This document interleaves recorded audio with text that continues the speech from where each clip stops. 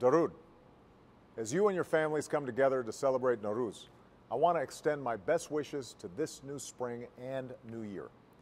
Around the world, and here in the United States, you're gathering at the Nowruz table to give thanks for loved ones, reflect on your blessings, and welcome all the possibilities of a new season. As I have every year as president, I want to take this opportunity to speak directly to the people and leaders of Iran. Since taking office, I've offered the Iranian government an opportunity. If it meets its international obligations, then there could be a new relationship between our two countries, and Iran could begin to return to its rightful place among the community of nations. I have no illusions about the difficulty of overcoming decades of mistrust. It will take a serious and sustained effort to resolve the many differences between Iran and the United States. This includes the world's serious and growing concerns about Iran's nuclear program, which threatens peace and security in the region and beyond. Iran's leaders say that their nuclear program is for medical research and electricity. To date, however, they have been unable to convince the international community that their nuclear activities are solely for peaceful purposes. That's why the world is united in its resolve to address this issue and why Iran is now so isolated. The people of Iran have paid a high and unnecessary price because of your leaders' unwillingness to address this issue. As I've said all along, the United States prefers to resolve this matter peacefully, diplomatically. Indeed, if, as Iran's leaders say, their nuclear program is for peaceful purposes, then there is a basis for a practical solution. It's a solution that would give Iran access to peaceful nuclear energy while resolving once and for all the serious questions that the world has about the true nature of the Iranian nuclear program.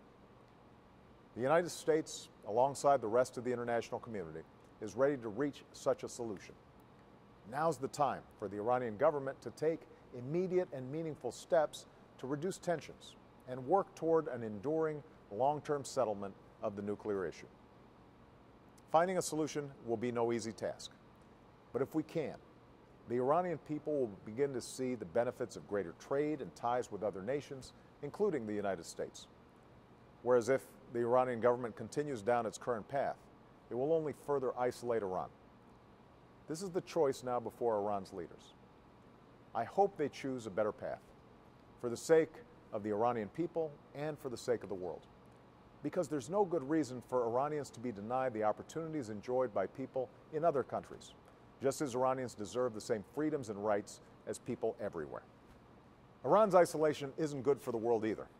Just as your forebears enriched the arts and sciences throughout history, all nations would benefit from the talents and creativity of the Iranian people, especially your young people. Every day that you are cut off from us is a day we're not working together, building together, innovating together, and building a future of peace and prosperity that is at the heart of this holiday. As you gather with family and friends this Nowruz, many of you will turn to the poet Hafez, who wrote, "Plant the tree of friendship that bears the fruit of fulfillment. Uproot the sapling of enmity that bears endless suffering." As a new spring begins, I remain hopeful that our two countries can move beyond tension, and I will continue to work toward a new day between our nations that bears the fruit of friendship and peace. Thank you, and Eid Shoma Mubarak.